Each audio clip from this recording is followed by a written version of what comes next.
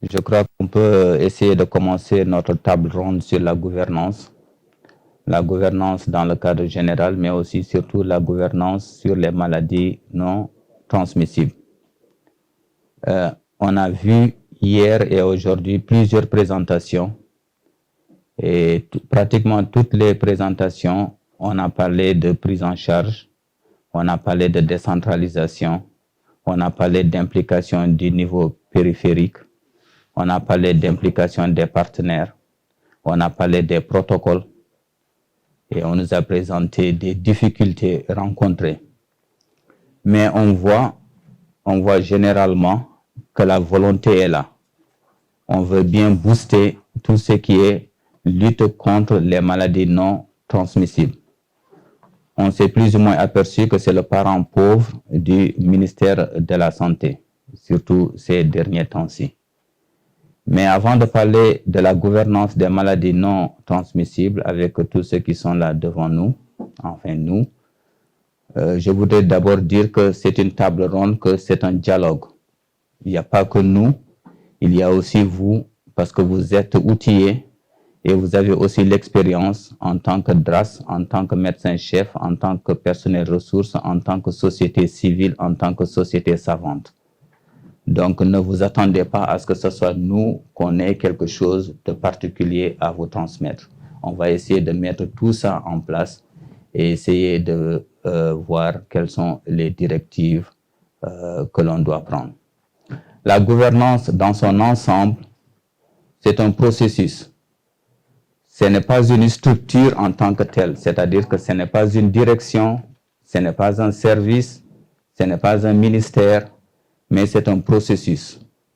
Même au sein du gouvernement, quand on parle de gouvernance, il y a toujours plusieurs partenaires qui se mettent en place pour essayer de mettre en place un processus qui va nous permettre de s'orienter et qui va nous permettre d'atteindre les objectifs qui ont été fixés. C'est ça, en fait, la gouvernance.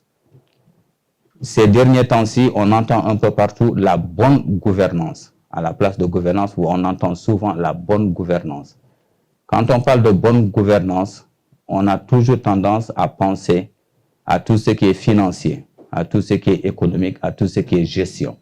C'est vrai, parce que les partenaires techniques et financiers, quand ils s'intéressent à un pays ou quand ils s'intéressent à un système, ils te demandent toujours quels sont les mécanismes de bonne gouvernance que vous avez mis en place pour qu'on puisse injecter notre argent. Donc ça aussi, ça fait partie de la gouvernance. Je disais tantôt que la gouvernance, ce n'est pas un bureau, ce n'est pas une direction. Même à titre imaginatif, quand on parle de gouvernance, on peut, par comparaison, je ne suis pas aéronautique, mais si vous prenez un hélicoptère, vous savez tous qu'il y a deux hélices quand vous regardez les hélicoptères en général. Mais quand vous regardez à l'arrière de l'hélicoptère, il y a une hélice, une toute petite hélice, apparemment qui n'attire pas l'attention des gens. Mais en réalité, c'est cette toute petite hélice qui permet à l'hélicoptère de pouvoir tourner à droite ou de pouvoir tourner à gauche. On l'appelle gouvernail. Même quand vous prenez un bateau, pour ceux qui connaissent la configuration des bateaux, vous ne voyez pas sous l'eau, à l'arrière, il y a une toute petite palette qui ressemble à ça. C'est comme les nageoires caudales d'un requin. Et c'est ça qui permet au navire, alors qu'il transporte des tonnes et des tonnes de marchandises, c'est ça qui lui permet de tourner à gauche, de tourner à droite. On appelle ça aussi gouvernail. Quand vous prenez un avion, avec toute son architecture, avec toute sa complexité, mais quand vous regardez bien, à l'arrière de l'aile, je dis l'aile qui se tient à la verticale, il y a une toute petite palette qui tourne et c'est ça qui permet au pilote de pouvoir tourner à droite ou de pouvoir tourner à gauche. Donc la gouvernance ou bien les gouvernails, ce sont de petites structures, de petites choses que l'on ajoute à quelque chose, mais qui lui permet de lui donner toute sa grandeur. C'est ça en fait comme ça. C'est un processus. Pour nous, en tant que bureaucrate, on va dire que c'est un processus. Et dans un processus, quel qu'il soit, il faut nécessairement qu'il y ait des parties prenantes. Un processus sans partie prenante n'est pas un processus. Les parties prenantes, c'est à nous, nous tous, de décider qui va faire partie de ces parties prenantes. Bien sûr, à première vue, tout le monde va dire le ministère de la Santé pour ce qui est des maladies non transmissibles. C'est évident parce que quand on parle de maladies, on se focalise toujours sur le ministère de la Santé. Mais aussi, les parties prenantes, c'est les partenaires techniques et financiers. Les parties prenantes, à vous de voir qui vous allez mettre dedans, ce sont aussi les sociétés savantes. Parce que depuis hier, on est en train d'écouter des cardiologues, des néphrologues, des diabétologues. Tout le monde a participé. Alors, ces parties prenantes, il faut les mettre dans le processus de gouvernance. S'ils ne sont pas dedans, ça ne va pas marcher. Je parle aussi de la société civile et des ONG. Donc, ils sont tous importants au même titre que le niveau central est important. Le niveau périphérique aussi, il ne faut pas l'oublier dans tout ce qui est gouvernance. Parce que il y a la remontée de l'information dont vous avez besoin ou bien que les décideurs ont besoin. Donc, eux aussi, il faut les mettre dans le processus. S'ils ne sont pas dedans, il va toujours manquer quelque chose. D'ailleurs, hier, on a vu dans les présentations, je ne me rappelle plus exactement, beaucoup ont parlé de données manquantes en disant nous n'avons pas suffisamment de données. Je crois l'hôpital d'oncologie, la directrice qui a présenté, elle a dit qu'il y a des données manquantes. Et les autres aussi ont dit qu'il y a des données manquantes. Donc, si on veut faire de la lutte contre les maladies non transmissibles, il faut aussi qu'on y associe dans les parties prenantes toutes les structures capables de nous générer des données scientifiques fiables.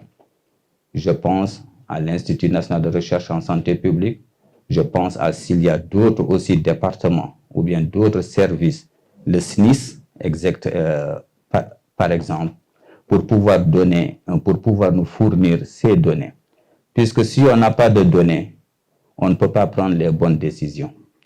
Donc voilà, je ne vais pas m'étendre longtemps, parce que s'il y a des questions, on va les poser. Enfin, vous allez les poser et on va essayer de répondre. Une chose est sûre, c'est que dans la gouvernance, quoi qu'il arrive, il y a, quand on va mettre un système de gouvernance pour les maladies non transmissibles ou pour autre chose, il faut penser à mettre aussi dedans des processus de suivi et évaluation. Parce que si le processus est mis en place, il faut l'évaluer en cours de route, il faut l'évaluer en cours d'exécution et il faut le suivre. Et s'il y a, si on doit retourner en arrière ou corriger quelque chose, qu'on puisse le faire. Il ne faut pas attendre à la fin de tout le processus pour faire l'évaluation. Sinon, s'il y a des erreurs, on ne s'en rendrait pas compte. Ça aussi, ça fait partie des bons processus ou bien des bons processus de la gouvernance. En gros, on retient généralement que la gouvernance, c'est la transparence. Je l'ai dit tantôt, les parties prenantes. Si on cache quelque chose à ses partenaires ou on cache quelque chose aux autres éléments des parties prenantes, on va fausser la chose. Donc, il faut qu'il y ait de la transparence. Parce que nous voulons tous arriver à bon port. Il faut aussi la responsabilité, bien sûr, dans la gouvernance. Parce qu'il faut qu'on puisse savoir à tout moment qui fait quoi, qui à quand et avec quel outil. Sinon aussi, ce n'est plus de la gouvernance. Ça devient de l'autoritarisme. On a aussi l'obligation de rendre compte. Nous sommes des fonctionnaires, nous sommes des employés de l'État. En tant qu'employés de l'État aussi, on a l'obligation de rendre compte à nos supérieurs parce que si on les convainc qu'on va mettre en place toute une architecture pour les maladies non transmissibles avec une gouvernance. Il faut que de temps en temps qu'on les rencontre. Si on ne rend pas compte, ça veut dire qu'on a des choses à cacher. Et la bonne gouvernance est contre les gens ou bien contre tout ce qui tend à cacher une chose. La participation, on l'a dit tantôt, avec les parties prenantes. Mais aussi, on est en train de vendre un projet. Quand on vend un projet, il faut qu'on puisse de temps en temps répondre à la demande sociale ou bien à la demande des citoyens. Donc voilà, c'est 4 ou 5 points clés que l'on doit toujours mettre dans la gouvernance et dans la bonne gouvernance. Je reviendrai plus tard pour parler un petit peu des engagements qui seront pris ou bien qui sont pris par le gouvernement pour accompagner les maladies non transmissibles. Je vous remercie.